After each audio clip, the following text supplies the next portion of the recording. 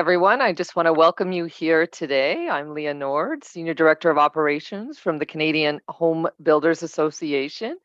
And pleased you could all join us today for this webinar with BuildForce. It's going to help us with some labor shortages. Just to open up here a little bit, some housekeeping pieces.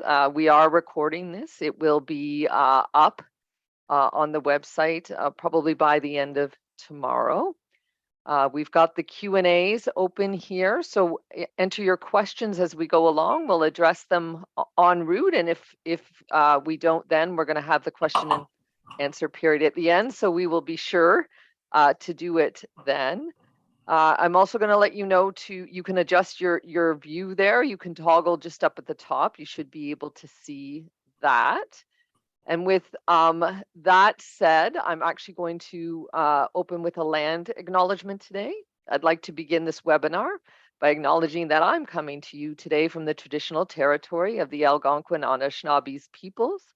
As the Canadian Home Builders Association, we acknowledge from coast to coast the ancestral territory of all the Inuit, Métis, and First Nations people that call this land home, as we move forward in a spirit of collaboration with all Canadian Indigenous people. And with that said, we're going to actually get everyone warmed up. We're going to have a few poll questions here through the day. I'm going to introduce our two guests of honor here in a minute, but we're going to hear from you first. Natasha, if you can pop up the poll question one. We're curious where everybody's coming from today. So if you could just take a moment and answer that, we will see where everyone is.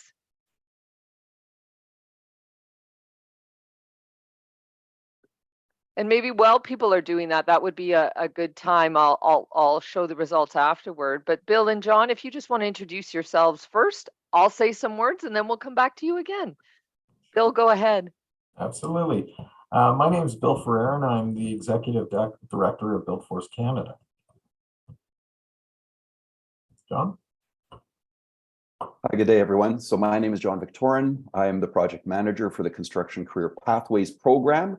The reason that you're all here today, as well as to hear from Leah some updates from her. So happy to be sharing information with you about the project and looking forward to this exchange. Great. The poll is closed. Can everyone see the results on their screen? We are coast to coast here, a little bit of everything, and want to thank everyone for being here today. Today's focus is a new program. We're really excited about this new program from BuildForce, the Construction Career Pathways. That's the name of the program. But to begin, I just want to do a little bit of table setting and actually remind everyone of the importance of the residential construction industry to Canada. These were just updated a couple of weeks ago around our Day on the Hill event. Residential construction provides 1 million jobs to the Canadian economy, representing over $107.2 billion in wages and $211 billion in economic activity a year across the country. What I don't need to tell anyone here today is about the labor shortages we are experiencing in the residential construction sector. BuildForce does many great things, and John and Bill will elaborate on many of those pieces through the course of this discussion. But first and foremost among them, in my opinion at least, is the labor force data. Not only do they BuildForce look at the construction industry as a whole, they're kind enough to parse out residential construction data for us as well. I think these numbers are just being updated based on data received recently. And there's many data points I could have included here or popped up on the screen that were one of those quote unquote, we are in trouble images. I've included this one here that represents that more than 20% of the labor force is set to retire in the next decade. And we simply don't have enough people entering the workforce to replenish that. And that's even aside from that discussion of one in and one out and whether that equivocates or not. And this is even before we take into context, and that's the little slide there or the picture there at the bottom, that's at the status quo let alone the additional 3.2 million homes that we need to address the housing crisis across the country. Again, as I said, though, I don't need to tell you folks this. You're on the front line feeling the effects of labor shortages, squeezed markets, recruitment and retention issues, as well as the rising cost of labor. So with that, we're actually going to pull up our second poll question, Natasha, if we could here, asking about having issues hiring qualified labor. So there's the question, folks. Are you having issues hiring qualified labor, particularly in the trades? We'll give you a few, probably about 30 seconds to answer it here, and let's see what the results say. Mhm.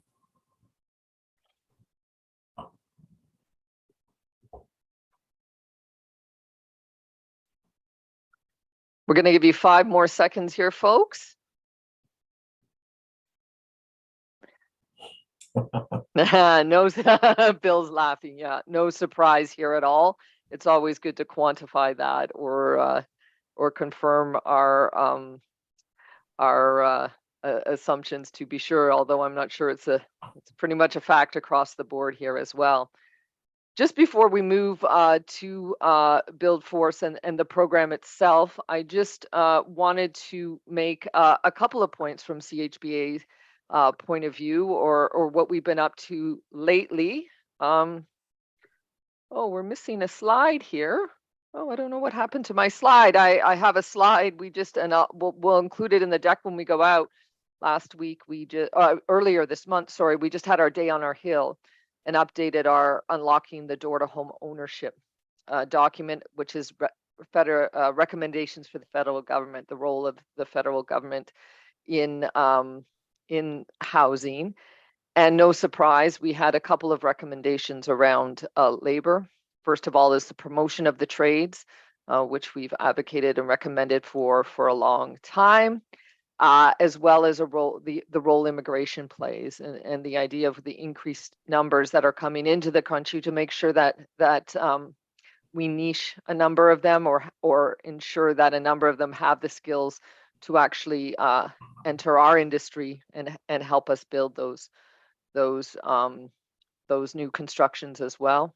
The other thing that you'll see CHBA leaning on, we've started and will continue through the course of the year, is the issue of productivity. We're going to do some numbers with BuildForce here down the road, but we feel we'll quantify it even if we did, bring in more domestically and internationally.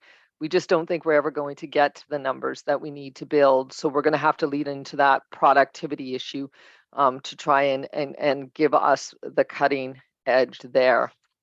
And just on that note as well, many of you know, but I want to highlight again that CHBA recently launched its Careers in Residential Construction webpage, which is designed as a one-shop online resource that aims to act as a hub for students, youth educators, counselors, parents, new Canadians, and anyone looking for a career change into the residential construction industry. It provides information about the types of jobs available. We've started with 23 of the most common roles in this sector, and we intend to continually expand on that. This website also includes a guide to getting hired, a skills assessment test, and additional information to demonstrate the numerous careers opportunities in our sector. And then with that said, we're going to turn to the focus of this webinar today. And Bill, I'm going to start with you. And you've already introduced yourself, but tell us a little bit more about BuildForce as we maybe just BuildForce generally, and then we'll get into the nuts and the bolts of the program after that. Okay, great. Well, BuildForce was started as a sector council, and the intent when we were launched back in 2002 was to help the industry deal with the transition of the baby boomers out of the workforce and their replacement. Obviously, there was a lot of concern back in the early 2000s about the eventual retirement of the baby boomers and also the lack of frankly, interest on the part of youth to pursue careers in the trades. This was something government was really focused on, and so they created the sector council programs to help individual industries diagnose not only the challenges, but also invest in recruitment, retention, and also career development programs, including training programs. One of the key components for BuildForce was really the LMI program, which was to provide the industry with a resource that you could turn to. It would give you some indication of what the future labor force requirements are going to be based on what we are seeing in terms of retirements and the hiring of individuals into the industry, as we call them, new entrants. And the intent here is really to help provide the industry with some guidance, and then the hope would, of course, be that the industry would then take action. So that's what BuildForce does, over and above e-learning and a variety of other training courses that we offer. But really, the main product is to provide the industry with that kind of guidance. We are made up of the CHBA, the Canadian Construction Association, Progressive Contractors, as well as the National Construction Labor Relations Alliance. We also have Canada's building trade unions present, as well as CLAC on our board. Wow. And in addition to a number of owners in the oil and gas and utility sector that help round out that board participation and ensure that what we are seeing and the programs that we are developing are supporting the development that's certainly of the future labor force in the construction industry. Yeah, and Kevin Lee, our CEO, is on that board and right. is grateful, I think, for you and your work on a daily basis, if even not hourly. So, Bill, I do have a second question, but I'm actually going to poll our audience first and see what they have to say for it as well. So, Natasha, can we pull up our third and final poll here for the day? The question for our participants here today is, what have you experienced over the past year in your efforts to hire qualified labor? Has it been harder, easier, or no change? If you could just take a moment and choose one of those. Let's see what our audience has to say today.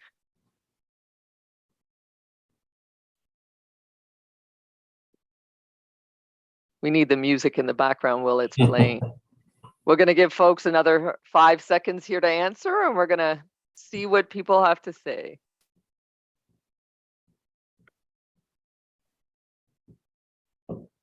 And that, again, is no surprise. We saw last year in particular was employment growing much faster than the capacity of the labor force to keep up. And that was pretty much true across the country, and in part until we started to see a rise in interest rates. A lot of that was being driven by housing starts and the residential sector. That's where most of the growth was last year. Yeah, and that's over the past year, Bill.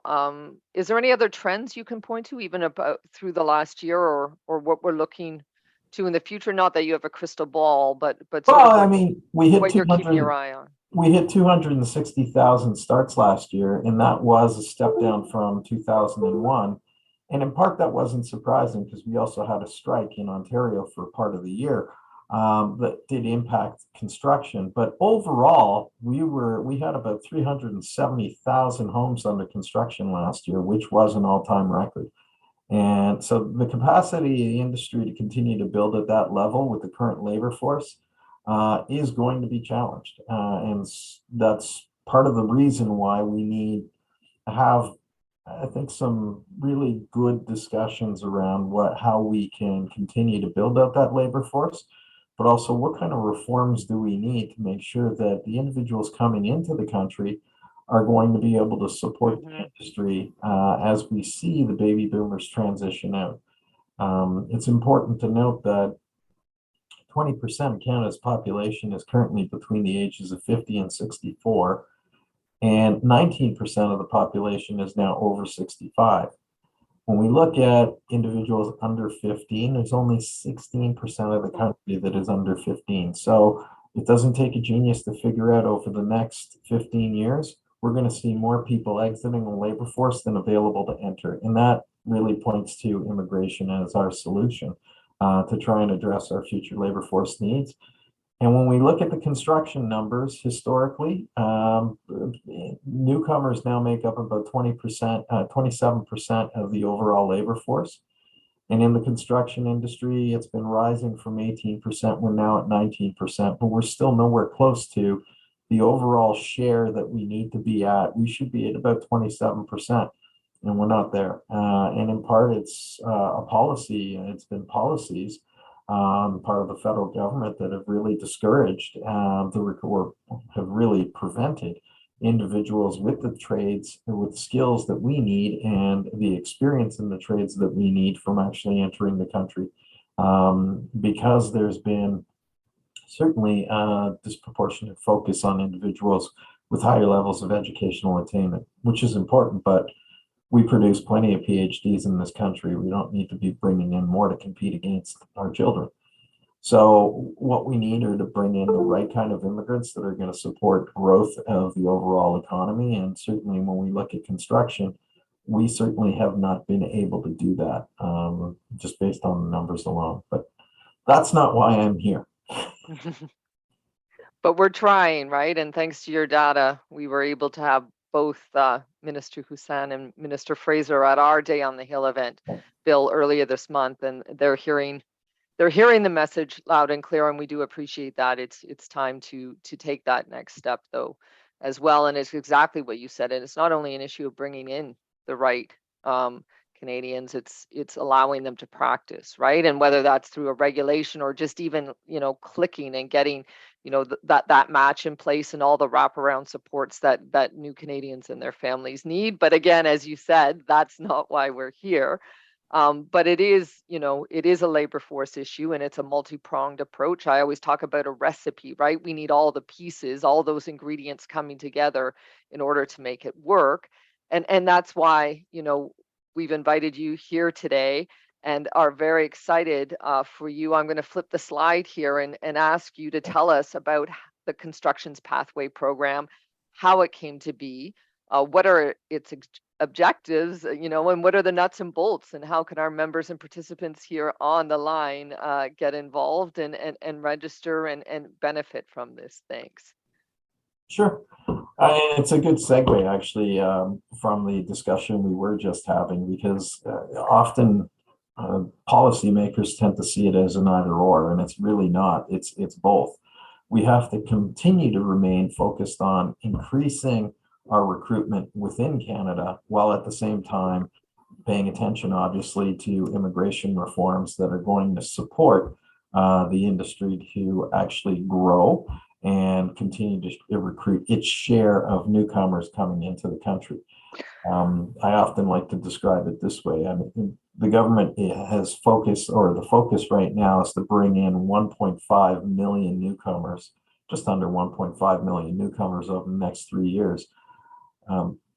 That's a lot of newcomers that are going to be arriving in this country that need to be housed. And when we look at vacancy rates across the country, in most of our urban centers, they're below 2%. Someone's going to have to build the housing, but we also have to find places to accommodate these individuals. I was speaking to a group in Ontario, and given that Ontario receives about 50% of all newcomers coming into the country, over the next 3 years, we have to find enough housing to basically accommodate the city of Hamilton. That's not a simple exercise. So what we found is typically in the construction industry, and this is certainly true across all segments of construction, is that hiring tends to happen in many cases through word of mouth. Outside the unionized sector, a lot of these positions are advertised, some through job boards, but a lot of recruitment in the industry tends to happen through word of mouth. And what we wanted to do was create a program to help the construction industry, both residential but non-residential as well, broaden its recruitment beyond that. So the goal here was really to create pathways for additional women to come into the industry, looking at how we could better support recruitment from the LGBTQ community, the BIPOC community, but also create new opportunities for young people. And one of the things that most employers tell us is that it's hard for them to take a chance on a young person or somebody with no experience. It's not that you don't want to, but there's a significant investment in training and safety training in particular, and there are upfront costs that employers will put into the development of an employee. And if the individual shows up, puts in 2 days and says, this isn't for me, that's an expensive lesson. For many employers, those costs are prohibitive. So what we decided to do was launch a program to help mitigate some of those challenges.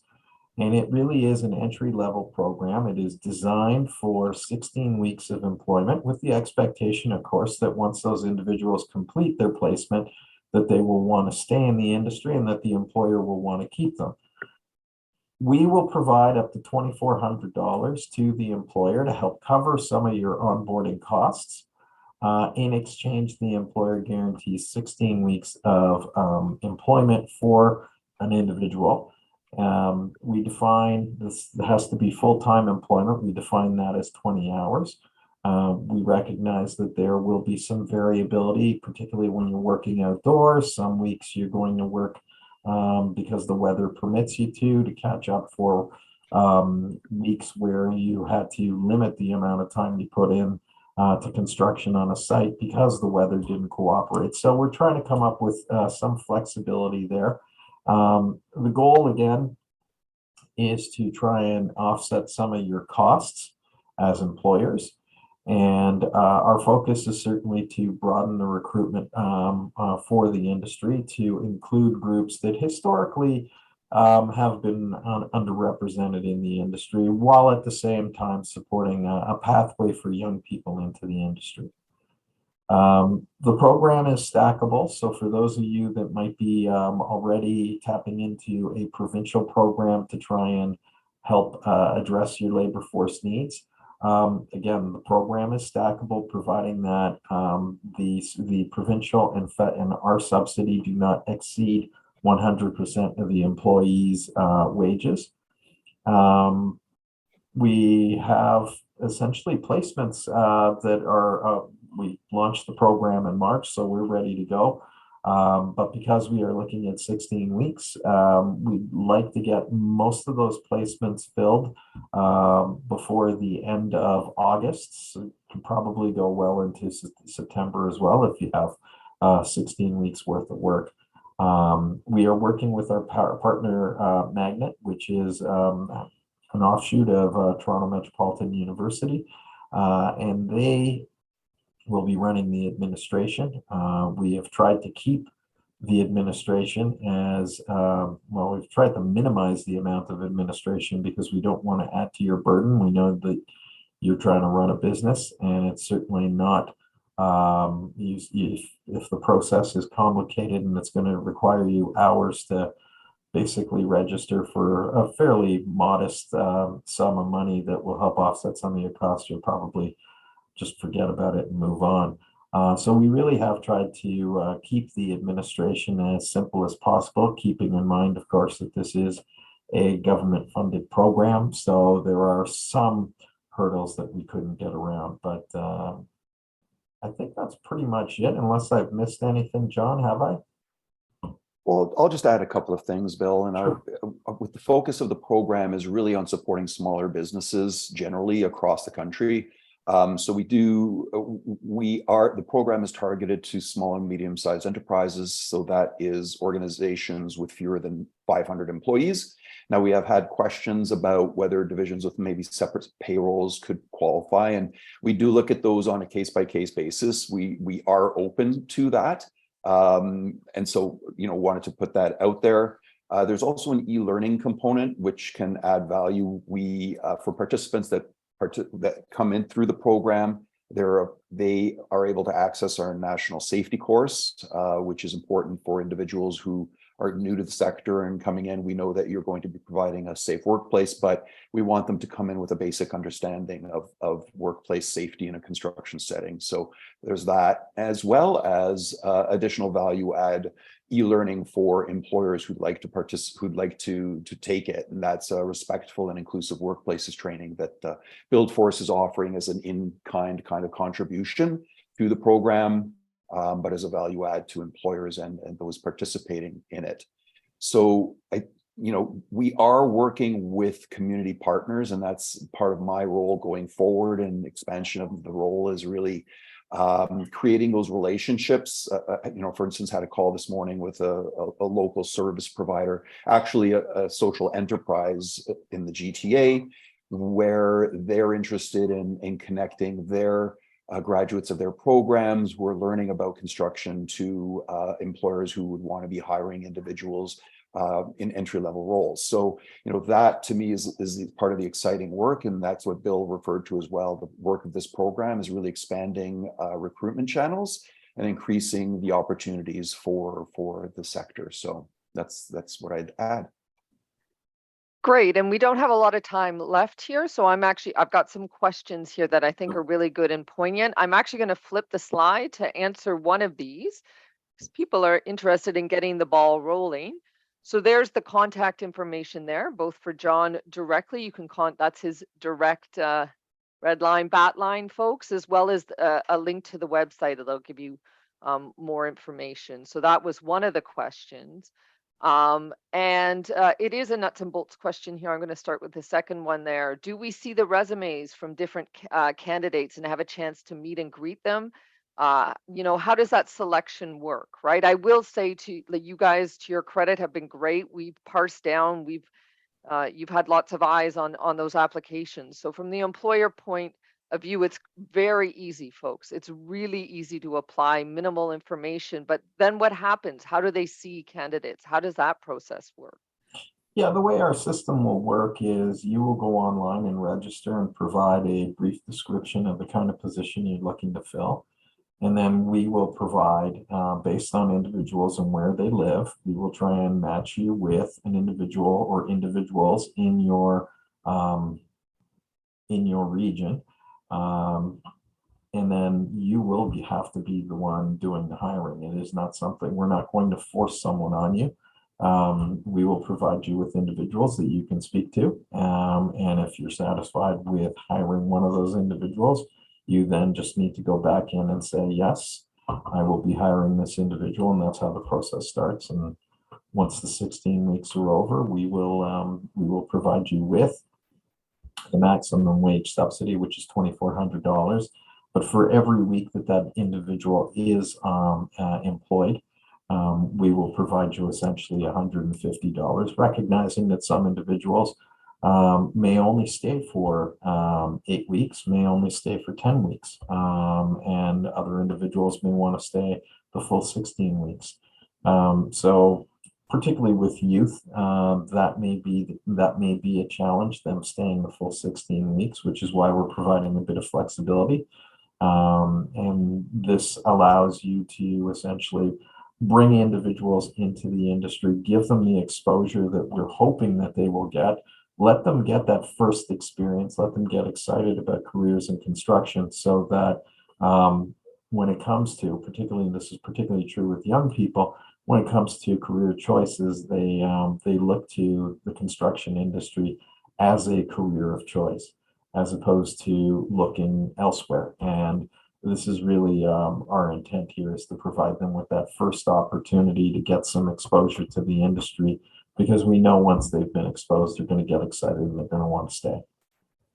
Yeah, and it's 2:00 here, folks, and I know people will start dropping off, but I do want to say it's my understanding that each entity, each company can hire up to 2. Is that correct? Right. Yeah, and I do have a question here, Bill, just to your point as well. Is it prorated then? What if an employee quits after the 6 it is prorated. That's why what we will do is the maximum you can get is $2,400, but it's $150 a week. Yeah. Again, Okay. providing that we define the week as 20 hours, but we recognize that we don't want to penalize employers if an individual joins Yeah. the industry and then decides this isn't for me. The employer still had to undertake certain costs. And so that's what we're trying to help here, is to overcome any reticence that you might have for participating, because we do Yeah. recognize that money is always tight in the industry. Yeah. And it de-risks, right? That's That's our wonderful. goal. Now, and for those of you who are dropping off, we will share the slides later. Contact John and BuildForce directly here. I am just going to take another couple questions here. We'll Sure. run another 2-3 minutes if that's okay with you, gentlemen. No, I could go on for hours. Yeah.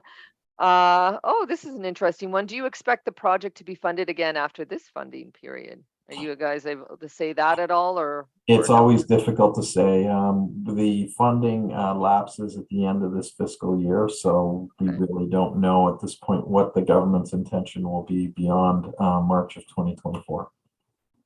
Yeah, and then there's another question here, which is, is there a limit to the funding, or will applicants who qualify receive it? So maybe that's worth The explaining applicant, how the funding goes. Yeah. yeah, no, the funding is intended to cover the employer's costs, not the applicant's costs. And so the applicant's wages will be paid by the employer. The wage subsidy is really intended to cover those initial costs that an employer will have in bringing somebody on board. If the individual decides to stay beyond the 16 weeks, at that point, the job is, well, I guess it would be a job well done on our part, in that we managed to bring somebody into the industry that otherwise may not have been considering an opportunity in the industry, or an employer may not have necessarily been considering bringing in that individual. Our hope is certainly that every individual that comes through this program will stay, and that this will turn into permanent employment for them. Mhm. Absolutely.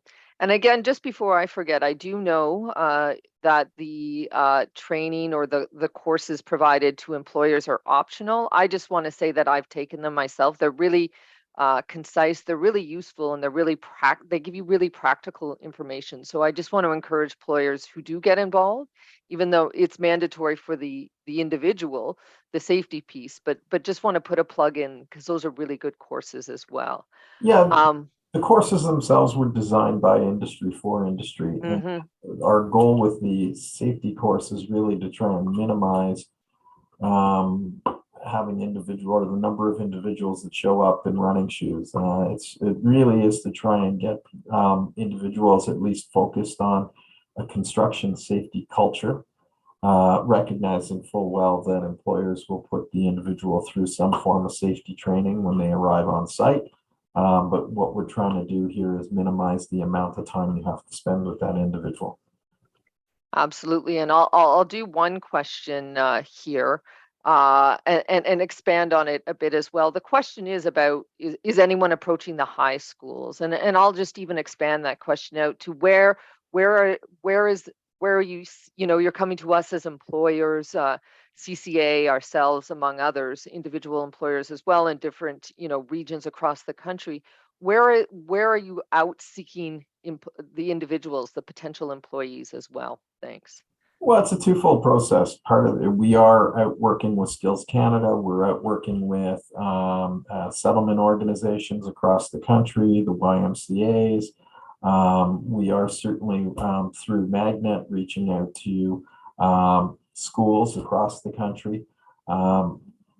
We need employers as well, and this is kind of a twofold process. Mhm. We're not only promoting the program to young people and individuals from underrepresented communities, but we also need employers, because there's no point if we have 15 young people or 15 individuals that want to join the industry and can't find an employer in their region. That would be a problem for us as well. So it's kind of a two-pronged approach that we're taking right now, and clearly we're here today talking to employers. Yeah, yeah, and that's great. I'm really excited to see this, and I know our members across the country will be very interested in participating and And again, we've got a couple of other questions. To be honest, they're around funding, pots of funding, and there's one around a first come, first serve basis. But you would know as an employer going into this ahead of time whether you're confirmed for funding or not. Is that correct? Well, again, once the employer has made a decision to hire the individual, we then will sign them up, and yes, they will know how much again, they commit to 16 weeks. We commit to $2,400 at the end of that 16 weeks. If it happens to be, if the employment period happens to be shorter, then we will again prorate it. Great.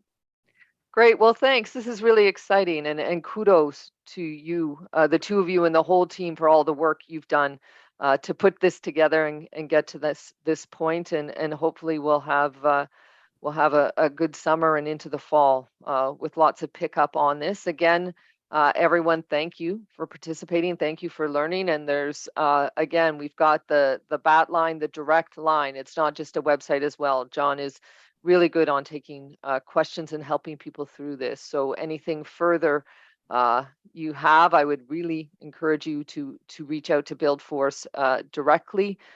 We look forward to hearing it from it and all the success stories therein. And with that, I think I'm going to wrap it up and wish everyone a wonderful rest of the day wherever you are in the country.